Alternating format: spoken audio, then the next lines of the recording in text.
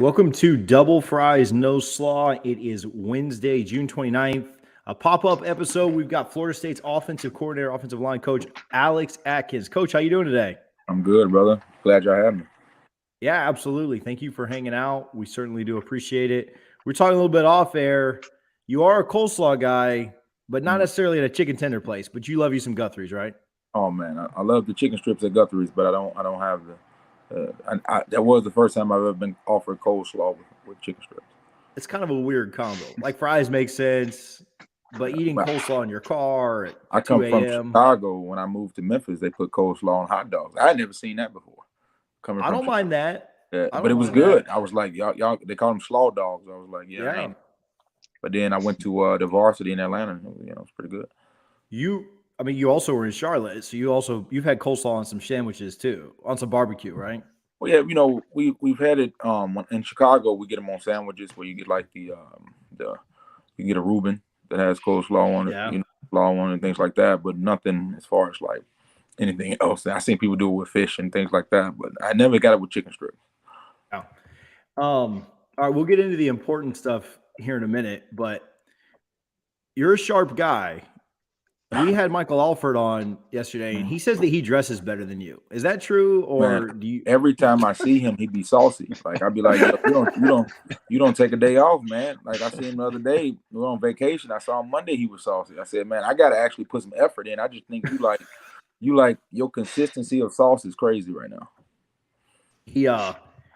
He also, like, you're out there on the field, like you got shorts and a t-shirt on because it's a million degrees in Tallahassee. He's walking around with like blazer and stuff like that. Like he takes no days off from Right, this. right. He is the epitome of no days off. Like, like what's the Snoop Dogg mean? He don't miss.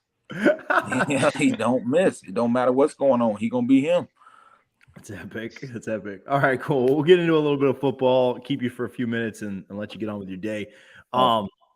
Busy last few months for you. I think Brendan Sonnone reported that we've added 10. We've had 10 offensive line additions between the 2022 recruiting class and the transfer portal. Can you just talk a little bit about the, not individually, but just the additions to that room, the confidence that you have in that group and the guys that are returning, like Dylan and the rest of the guys that are coming back, but just the confidence in what you kind of have right now in mind for the offensive line? What I love about the room is they've all welcomed the competition. They to be honest with you, the O-line has got the guys added to the room because they wanted them. Every guy that comes through this program touches the line that are already here in some form or fashion. So, you got to have that kind of buy-in from your group to even get this done. So I've been proud of those guys when we say, Florida State, now the offensive line at Florida State have accepted the newcomers and really wanted that challenge and to get this room as best as possibly we can make it. We talked a little bit about recruiting off air, and you guys just had a really, really busy June with official visits and things like that. We've talked with several players, whether it be current guys you're recruiting, guys that just committed to you in the last class, transfers, guys that you're recruiting in this class. And the big thing that kind of comes back when we talk with players with you is the relationship that they feel like they develop with you, and you don't just powder them up. Like you're pretty hard on them, and you critique them pretty hard. And other places that they may go may tell them like, oh, here's what you do well when they're looking at film, and you kind of do the opposite. You tell them like how they can get better, right? Not to dog them, but we've heard those two things consistently: the way you critique and the relationships. Can you just kind of speak to that recruiting process and kind of what goes into that? I believe that now that this is kind of getting out there, most people are probably going to kind of start doing this now. Everybody kind of follows patterns, but I try to be authentically to myself, and when I'm sitting there and I'm sitting opposite or on a phone opposite of a young man, I try to say, what would I want to hear, and how do I want it to be? My worst fear is for me to get a player during recruiting and they come here and they tell me that I'm different than when I recruited them. I have a genuine fear for that because I don't want that to ever occur. So I tell them up straight, like, this is what I'm going to be. This is who I am. So let's start that now, and I think anytime, somebody feels that honesty and genuine, I think it's a good feeling to have. Even throughout us and our own relationship, that's what we want. So it's no different in recruiting. Yeah, and with that, I kind of want to touch on the portal a little bit because, obviously when there's needs, the portal can be great because, you can get an experienced guy to come in here and help out right away. But kind of to your point about being authentic in the high school recruiting process, you also have to recruit your own roster because kids can just leave anytime they want to. So how tough is that balancing getting kids from the portal while also maintaining your own roster, saying, look, guys, we want to keep you here as well? Coach Norvell institutes a place of honesty and truth. He tells us, tell them what it is. We have individual meetings with our guys after the season and after the spring, and he really stresses us to be transparent. Don't tell them something just because you think they want to hear it. And also, if you give them things to correct, and if you give them things to do, and you tell them that's what they need, and they do those things you said do, but you don't uphold your end of the deal and give them the playing time they want, or give them the experience that they want or they're looking for, then you're in trouble. So it's really being transparent, open, and honest. It's making coaches be relationship based and honest, I think, as it ever been in college football. Yeah, we kind of saw that pay off. But one of the 10 offensive linemen you had a relationship with already at Charlotte, Dimitri. What was that conversation like? Getting him, did he reach out to you, or did he enter the portal and you saw him and say, "Hey, I know what this kid can do. I'm bringing him to Tallahassee." But definitely, again, goes to show those relationships, they go beyond National Signing Day. Whenever, however far long it may go. Well, I told Meach when he got in the portal, I wasn't taking him. I said, hey, when he got in the portal, he reached to me the first time. I said, "No, man, we're not messing with you. We don't have a spot," because there was still a chance he could stay in Charlotte. And Will Healy, I worked for him when I was in Charlotte, so I was like, "Nah, man, you go through this deal and you make sure this is what you want to do, because that program has looked out for you a lot. You faced some adversity while you were there." So I told him that, and then he started getting recruiting, got some offers, from other ACC opponents, and then he came back and said, "No, coach, I'm leaving here.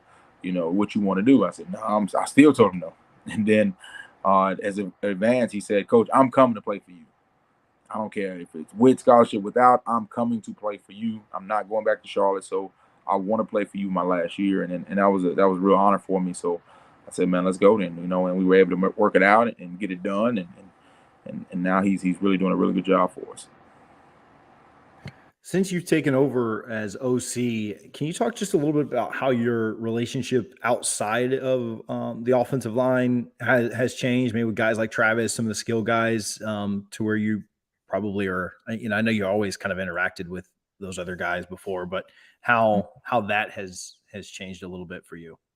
Travis's growth is unbelievable, just because, I tell us to everybody, it's not the Alex Atkins, the Mike Norvell, the Florida State, it's the Jordan Travis offense, where everything has been tailored, where he knows it so well.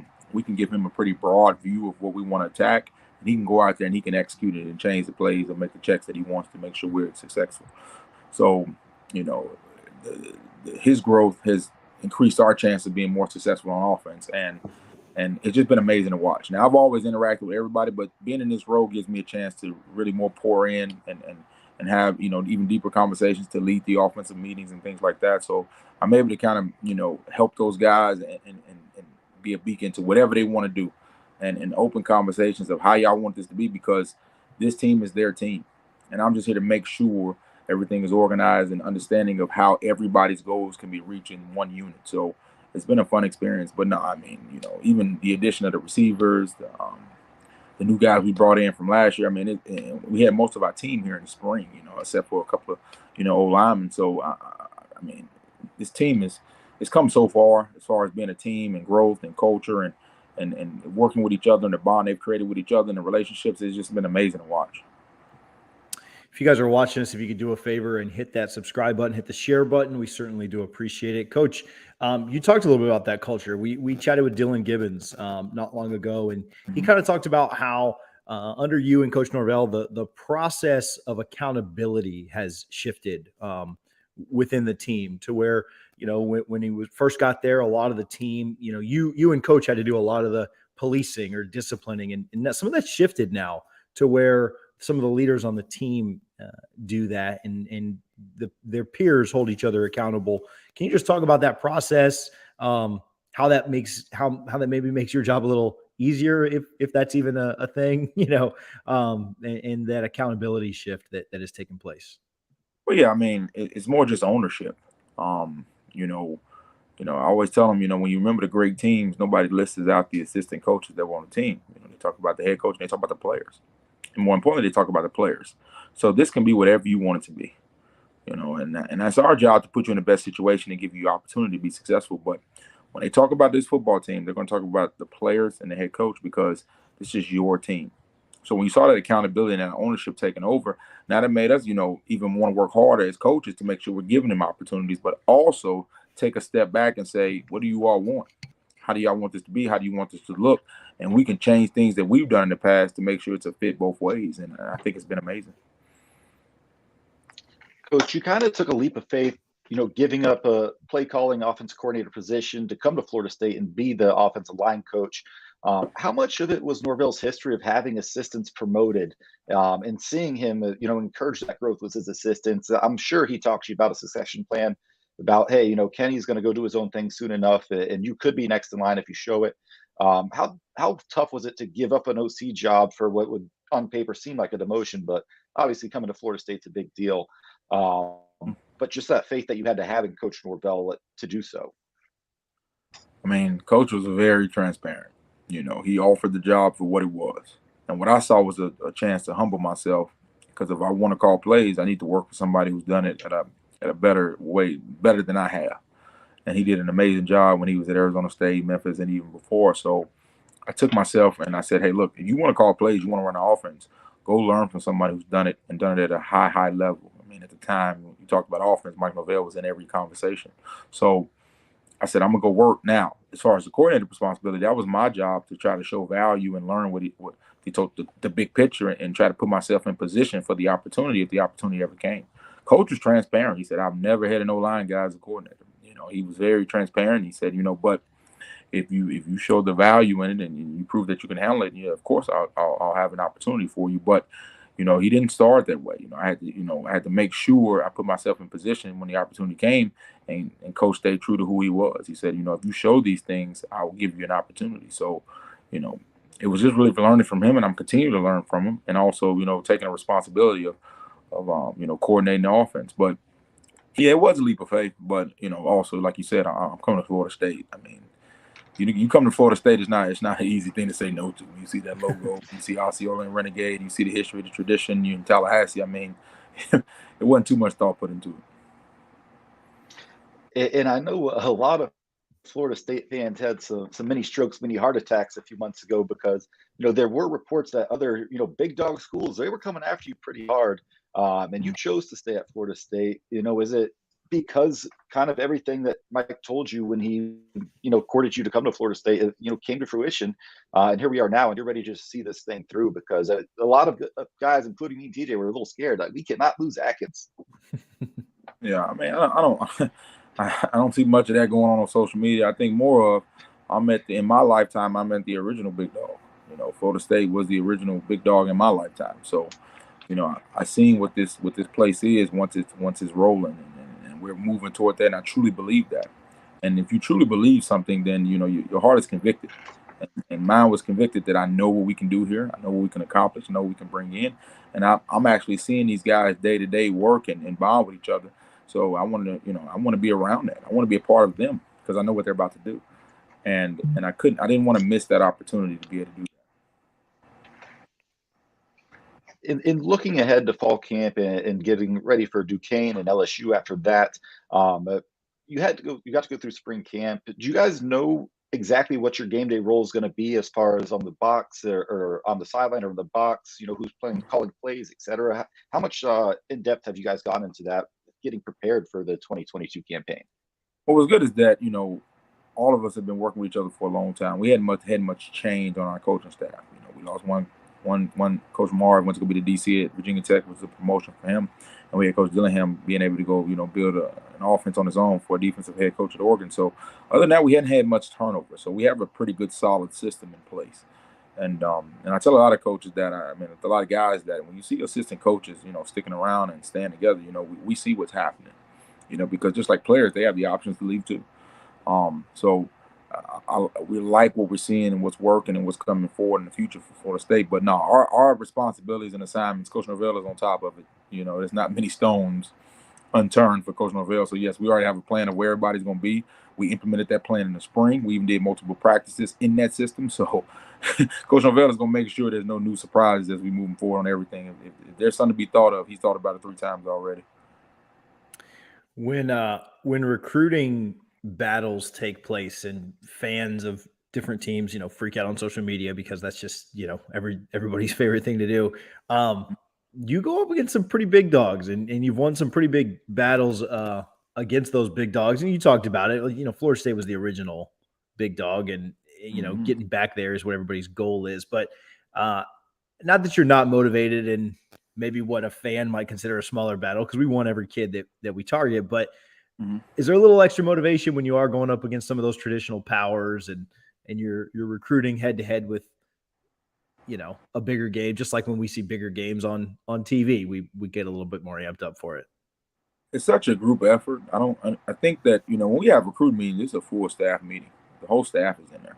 And I got great guys like my graduate assistant, Cooper Williams, and our analyst, Gabe Fertitta, that we got so many layers that goes into this recruiting. It's not just I think it's viewed that way because everybody loves the sport of football and we love the season, and when it's out of season, we have to have something that gives us a reminder, something as the season going into. So, we talk about the 2 seasons in football, the in season and the off season.